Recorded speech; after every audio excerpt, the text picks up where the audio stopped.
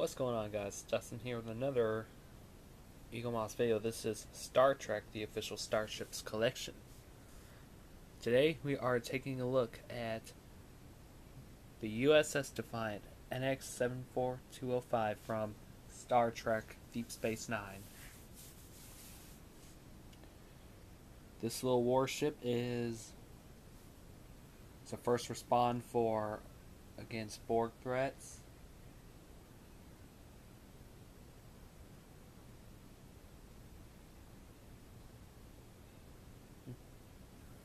Launched in 2370 with a length of 170.68 meters and max speed warp 9.982. So let's open her up and let's check it out. Also, we have a special guest with us.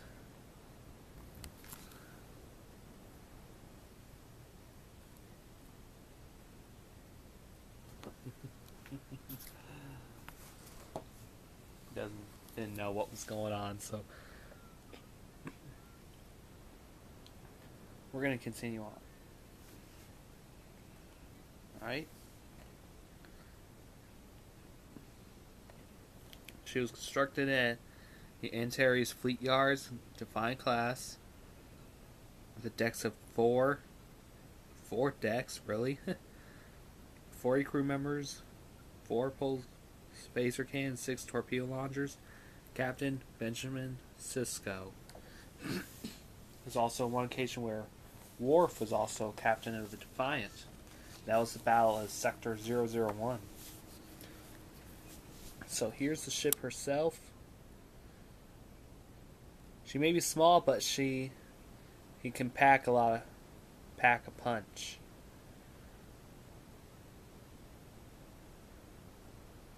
And she's designed in response to the Borg threat and defines the no-frills battleship and most offensively powerful in Starfleet. This ship is built for battle armed with pulse phaser cannons, quantum torpedoes, and a cloaking device.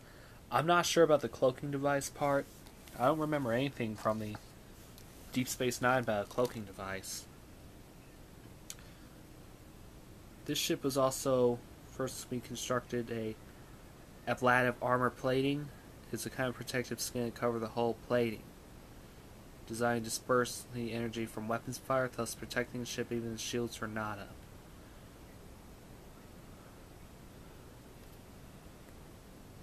Even though she had design flaws, she was assigned Deep Space Nine 2371. And this is actually Deep Space Nine. Defiant and Deep Space Nine were apart of Star Trek Deep Space Nine. And the commander, Benjamin Sisko, worked on the development of Defiant, requested its use to help protect the station from threat posed by the Dominions. Here's more of her. This is the overview. She has a Class 7 warp core that ran up 3 decks of the ship, while Master's system display was located on the wall of the main engineering. After Starfleet lost control of Deep Space Nine Dominion forces, Defiant was reassigned to 2nd Fleet, which operated as Starbase 375. It acted as base operations for several months till Combined Federation took back Deep Space Nine, and Defiant was once again assigned the task of protecting the station. Now, despite the size, it had proposition for several shellcrafts, which were launched from a circular hatch on the Venture side, which we'll take a look at. Now, unlike the rest of the ship, bridge is configured maximum efficiency. A flight controls operation stations combined into one console. Now, medbay. No ship would be completed without a med bay. It's actually rudimentary, much to Dr. Basher's annoyance. Containing just 4 standard bio beds was ill-equipped, too much more to stabilize a seriously injured patient. Now, in first day for his second special amendment to the Treaty of Algernon allowed the Defiant to be fitted with a Romulan cloaking device. So this treaty was stipulated that the Federation could not develop cloaking technology. In this instance, the Romulans wanted to find a cloaking device and it only could be used only in the Gamma Quadrant, and its operation was overseen by Sub-Commander Tyrol. In return, Starfleet shared all intelligence that the ship gathered. More of the overview. In the most pivotal battle, Defiant led a combined Starfleet and Klingon force to attempt to win back Deep Space Nine. Dominions had twice the number of ships, and the operation was successful, and Cisco was back in charge of the station. Now, this is actually the second conflict against the Borg.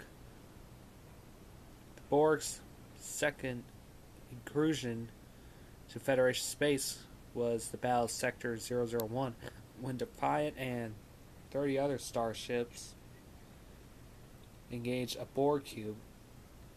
They successfully destroyed the cube, but the Defiant took heavy damage, ultimately salvageable soon back to service at Deep Space Nine. And the Breen entered war on the side of Dominion in the Second Battle of Chintalka. Breen's energy dampening weapons were decisive in the battle as it completely disabled all the Allied ships' primary weapons. And yes, about the fight against the Borg is pretty tough.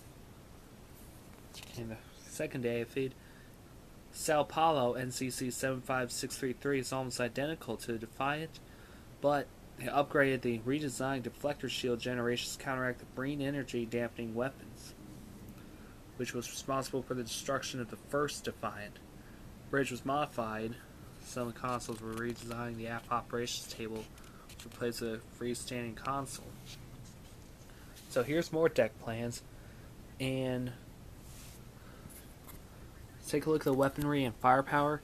Of its purpose to defend the Federation against the Borg, Defiant is heavily armed. Equipped with 4 forward-facing phaser cannons and 2 located each side of the ship of the nacelles. They deploy short, rapid bursts, but they can also be fired at a continuous beam.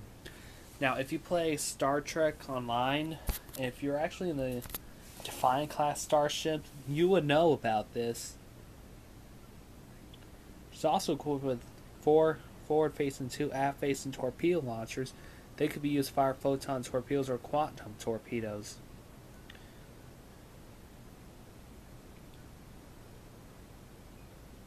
So this is actually her firing the cannons.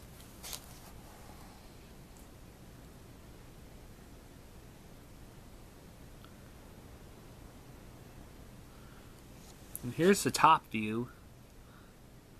Oh, bottom view, I'm sorry. You have your vents back here.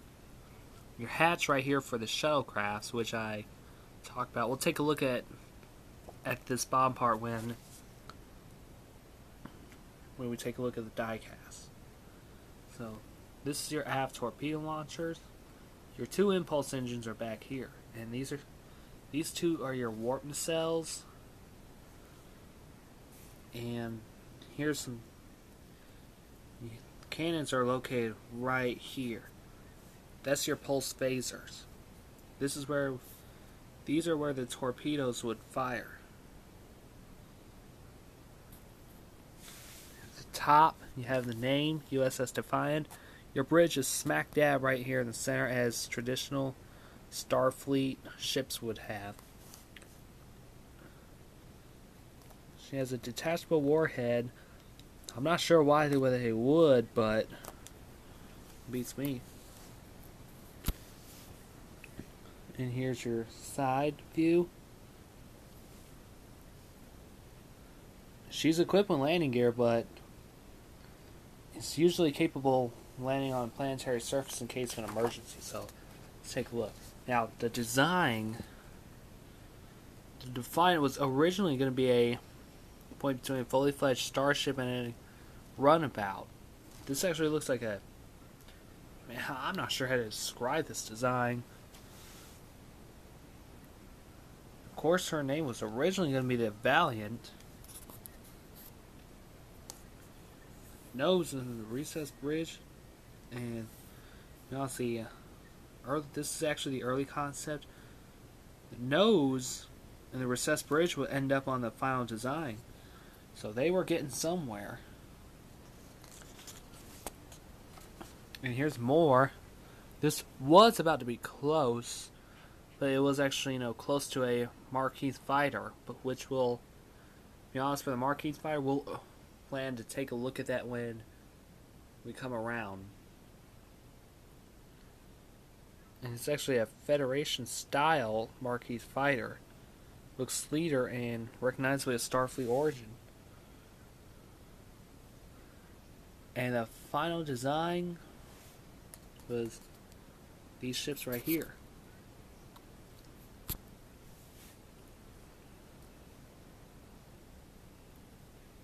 For the Defiant, Jim Martin, his professional job leaving university was Deep Space Nine. That was just amazing. Left university, first professional job, and just went on to work on Star Trek. Now, his creations are the Bajoran Solar Sailor and the Jem'Hadar Fighter. Those two ships we'll take a look in the very near future. After leaving Star Trek, he became freelance production illustrator, worked on Alien, Resurrection, Spider-Man, Matrix Reloaded, Captain America, The First Avenger, and Oblivion. I've actually seen Oblivion. It was real good. So here's the studio model built at the Brazil Fabrication Design, who contributed to God, I can't talk. She started as a highly detailed studio model and was later joined by much more adaptable CGI. This was the original version. Variety CG were then created and upgraded over the show's remaining years, yet subtle notes differences are between them. So on screen, key appearances: Star Trek, Deep Space Nine, The Search, Part 1. U.S.S. Defiant, assigned Deep Space Nine, help protect from the escalating threat posed by the Dominion. First missions head to the Gamma Quadrant and find the finders in order to convince them that the Federation is not a threat. The cloaking device appeared to work well, but detected and drawn to a firefight with several Jem'Hadar ships. This is actually some of the first time. Defiant's eventually overwhelmed, and the crew capture, leading to their first encounter with the mysterious founders.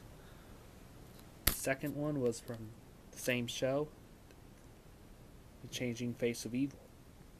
The Federation and its allies appeared to gain the upper hand in the war, find themselves on back foot once again after Dominion's new allies, the Breen, launched a devastating attack on Earth. Defiant ordered into battle when it looked like Federation is going to lose the Shintoka system, which had only recently won from the Dominion. Then at soon battle, the Alliance fleet, including Defiance, neutralized by Breen's energy-dampening weapon and then destroyed. And to be honest, the destruction of Defiant was not taken lightly. It became a character that had caught on the people's hearts and minds. And the destruction of the Defiant actually, rocked characters in the audience. Here's actually the studio model. It was sold at the 40-year Star Trek auction for $85,000. Now, if it was right now, it would be like nearly $1 million. Early drafts featured the destruction of Defiant in the hands of the Borg, but Stephen Burr objected that the argument caused problems. Defiant was allowed to survive, and the line was adrift but salvageable. Coming up next, oh man, these are my second favorite adversaries, the Borg. We're going to take a look at one of the first Borg ships there is. This is the Borg Spear. we'll take a look at that in February when that comes around. So, of course, you have your graphic right here, and let's take a look at the Defiant. Right, and this is actually now the longest video ever since I upgraded my YouTube account, which I talked about in my last video, the U.S.S. Excelsior. Alright? Alright, we have our ship.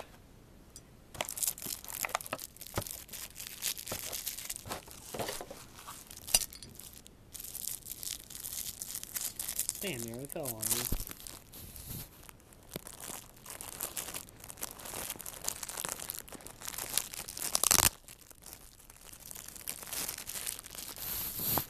Whoops.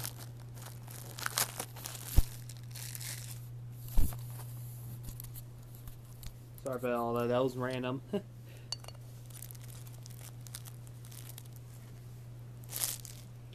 so we have our U.S.S. Defiant. This is where the secondary hatch would be. And to be honest, I actually like this ship a bit. But yeah.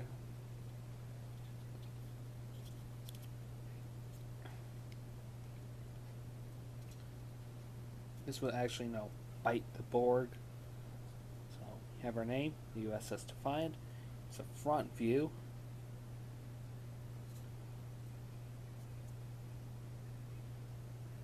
It actually looks much better. I'm not gonna have to say this, but I actually like this ship much better than the Excelsior that I received in the mail. And unlike the other ships that are like this, Defiant stands like this. She's much more secure when she's displayed like this, making her stable.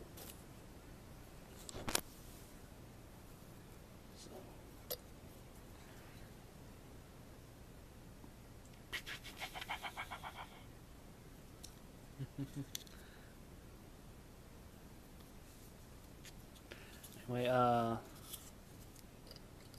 yeah, the model's well detailed, well accurate. So I like it overall. So yeah, next we'll take a look at is the Borg Spear and the U.S.S. Reliant next month. Yeah, so like this video, subscribe, leave a comment down below. Go back and watch the rest of my reviews, and don't forget to subscribe. So my name's Dustin, and I will hold on. Yeah, my name's Dustin, and I will see you again. Bye bye.